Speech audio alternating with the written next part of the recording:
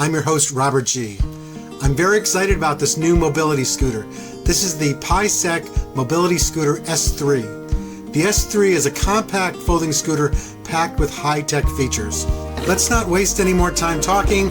Time to get this box open. Here is the scooter and accessories out of the box and packing material. The S3 scooter, basket, charger, user's manual, and other documentation. You do not get any tools because there is no assembly needed on this scooter. As advertised, the scooter is already put together. I should just have to unfold it. The tiller folds up and has a nice latch. The seat pulls up and self-latches in place. The battery was also pre-installed, but let me show you where it is. If you unlock and remove this cover, you can see the battery.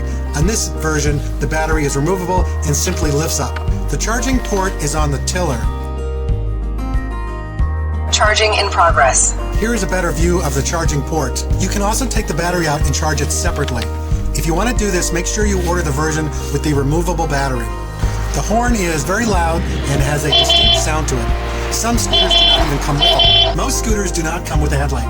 Paiseec does, however, give you a nice LED headlight on the S3. The controls are straightforward. Horn, light, key turn to the right for on, key turn to the left for off. The control knob has 5 positions. Reverse, 1.2 miles per hour. Low, 1.8 miles an hour. Medium, 3.7 miles an hour. High, 6.2 miles an hour. These modes only work when you're seated.